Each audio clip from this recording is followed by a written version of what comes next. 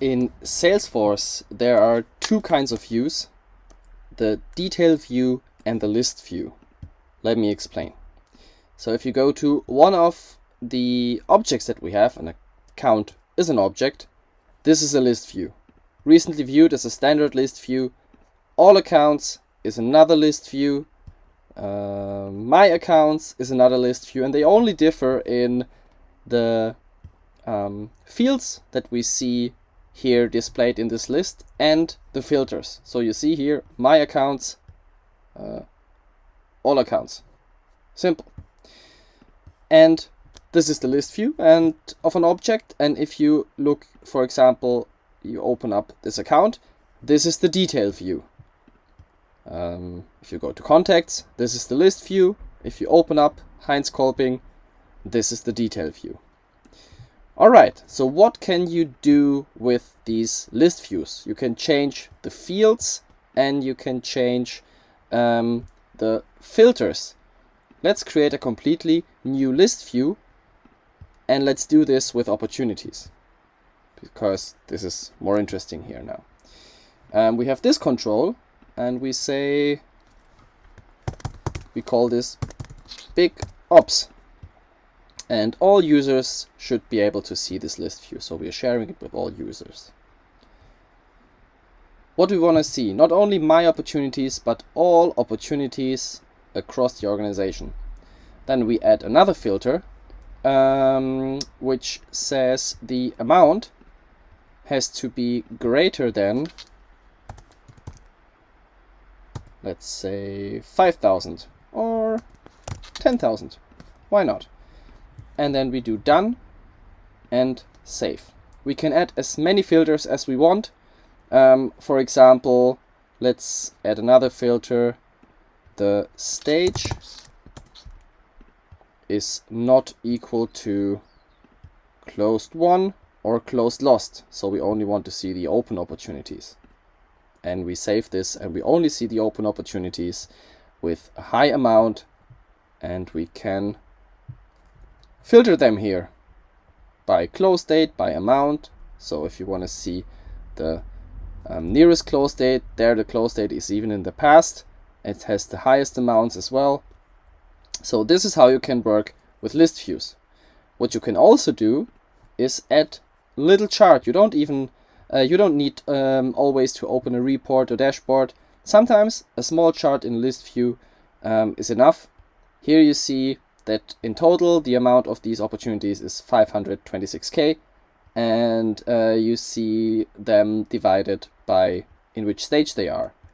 You can even take a bar chart to analyze this. Qualification 200k, needs analysis 164, negotiation 162k.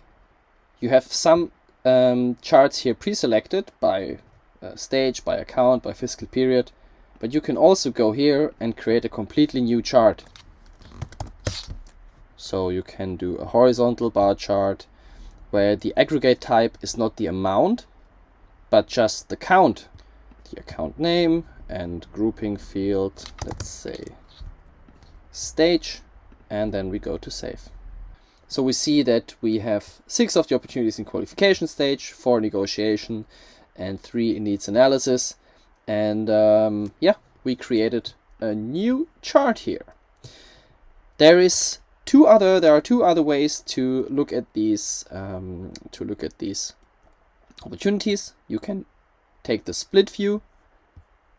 So you have the side one. On the side you have the big ops open, and you can change. And if you want to look at this one, they all open up on the right hand side, but you still see the list view on the left hand side.